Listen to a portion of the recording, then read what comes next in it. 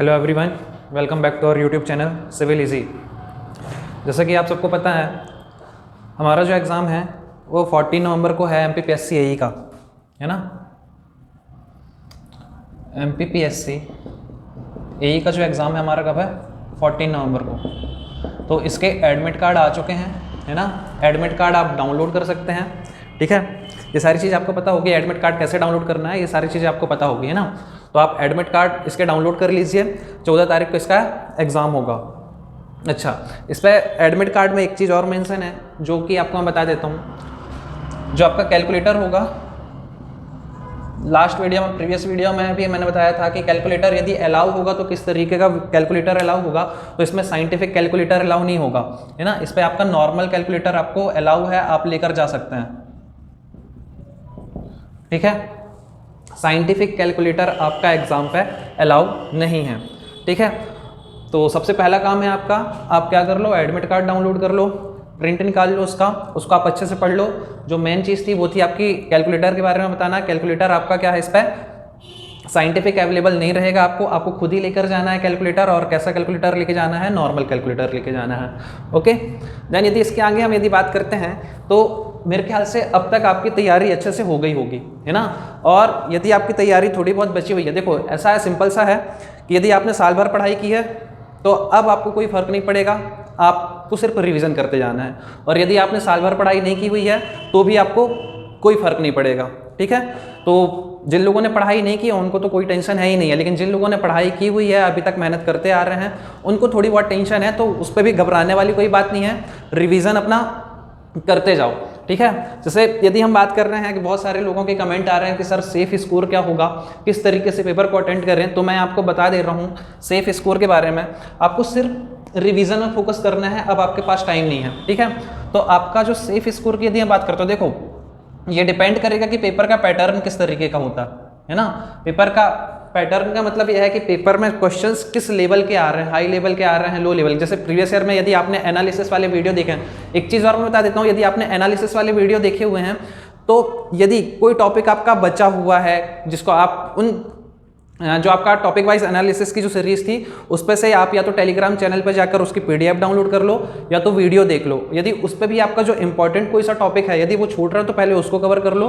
उसके बाद आपके जो कम इंपॉर्टेंट टॉपिक हैं उनको आप या तो छोड़ सकते हैं, है ना, या तो यदि आपके पास टाइम है तो आप उनको भी क्या कर सकते हो, रिवाइज कर सकते हो। लेकिन जो मोस्ट इंपॉर्टेंट टॉपिक है उनको बिल्कुल नहीं छोड़ना। अभी आपके पास 5 से 6 दिन है, 5 से 6 दिन में आप आसानी से सारी चीज़ों को रिवाइज कर सकते हैं। एक बात और बता देता हूँ मैं आपको कि आपके इस एग्जाम पे MP का बहुत ज़्यादा इंपॉर्टेंस है। आप जितने ज़्यादा से ज़्यादा क्वेश्चन MP के, मतलब आप नॉन टेक वाले पार्ट के करके आओगे, उतना ही आपका सिलेक्शन क्या होगा, श्योर होगा, ठीक है। जितने ज़्यादा से ज़्यादा क्वेश्चन आप उसके सॉल्व करके आओगे नॉन टेक पार्ट के। क्योंकि यदि हम बात करते हैं टेक्निकल के, यदि हम बात करते हैं टोटल टेक्निकल के, यदि आपके पास बात करेंगे तो 100 क्वेश्चन होने हैं और नॉन टेक के आपके पास 50 क्वेश्चंस होने हैं, ठीक है। अब यदि मैं बात करता हूँ, आपके पास ये जो 10 या नंबर ऑफ क्वेश्चंस लिखे हुए हैं, number of questions 100 question technical में और 50 क्वेश्चन नॉन टेक्निकल पे।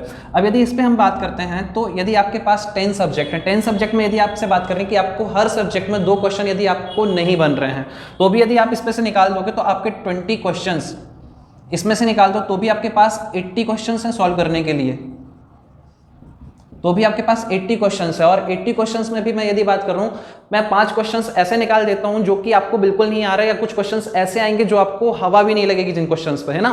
तो यदि मैं उन 5 क्वेश्चंस को भी यदि यहां से निकाल देता हूं मैं, तो भी आपके पास 75 क्वेश्चंस ऐसे हैं जो कि आपने कभी ना कभी पढ़े हुए हैं, और ये 75 क्वेश्चंस ऐसे हैं जिनको सॉल्व किया जा सकता है। तो ये 75 क्वेश्चंस आपसे तभी बनेंगे जब आपने रिविजन बार बार किया होगा।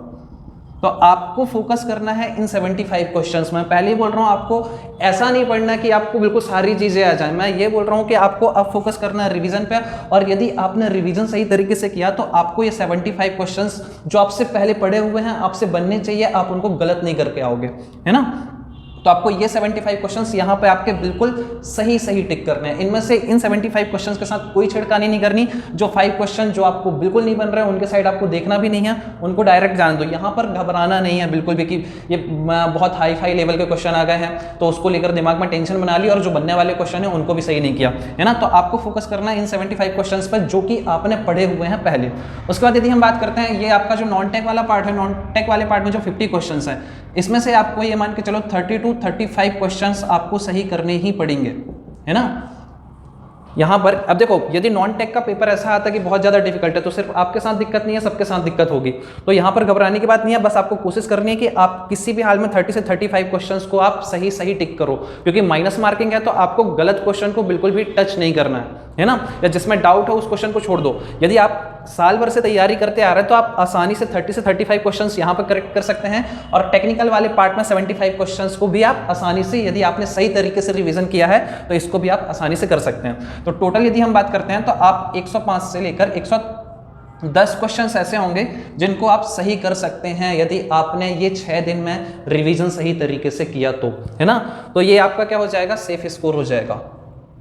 ये आपका क्या हो जाएगा, सेफ स्कोर हो जाएगा। तो आपको कोशिश ये करनी है कि आप 105 से लेकर 110 क्वेश्चंस आप क्या करो, सही करो। यदि आपके 100 क्वेश्चंस भी आपके आ रहे हैं तो भी आपको तुक्के नहीं मारने हैं, है ना। यदि तुक्के मारोगे तो आप माइनस में चले जाओगे। आप बस ये कोशिश करना कि आपने अभी तक जो पढ़े ये क्वेश्चंस गलत ना हो, ऊपर से ये जो आपके 30 से 35 क्वेश्चंस हैं ये सही हो जाएं। तो आप आसानी से 105 से 110 क्वेश्चंस आसानी से सॉल्व करके आ जाओगे। इस हिसाब से यदि आप देखते हो तो आपके एक क्वेश्चन आपका 3 मार्क्स है तो 315 से लेकर आप बोल सकते हो 330 के बीच में आपके क्वेश्चन आ जाएंगे, जो कि आपका एक अच्छा स्कोर है। तो आपको ये मार्क्स की तरफ ध्यान नहीं देना, आपको नंबर ऑफ क्वेश्चंस जो है, क्योंकि आपका पेपर कितना भी टफ आए, यदि पेपर टफ आया तो 5 या 10 क्वेश्चन आपको बहुत हाई लेवल के मिलने वाले हैं, तो उनको भी आप छोड़ दोगे तो भी आप क्या करोगे 70। और मैंने वो चीज़ भी निकाल दी जहां पर आपने हर एक सब्जेक्ट से 2 क्वेश्चन, ये मान के चला कि आपने पूरा सब्जेक्ट पढ़ा है उसके बाद भी आपसे उसके 2 क्वेश्चंस नहीं बने हुए हैं। तो आपको रिवीजन में बार बार फोकस करना है। जो चीज़ें बन रही हैं उनको बिल्कुल नहीं छोड़ना है, जो चीज़ें डिफिकल्ट लग रही हैं उनको आप छोड़ सकते हो, लेकिन जो चीज़ें बिल्कुल आपको आती हैं अच्छे से उनको बिल्कुल भी नहीं छोड़ना है, ठीक है। तो आप इस स्कोर को आप सेफ स्कोर मान सकते हो। बस आप क्या कर लो, अब ज़्यादा टेंशन नहीं लेनी, आपने जितना ही पढ़ लिया बहुत है, बस रिवीजन करते रहो, है ना।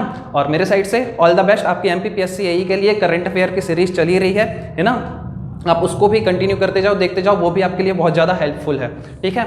तो सभी को ऑल द बेस्ट एग्जाम के लिए, थैंक यू। और चैनल को ज़्यादा से ज़्यादा सब्सक्राइब करें, ठीक है, और ज़्यादा से ज़्यादा शेयर करें। Okay, thank you.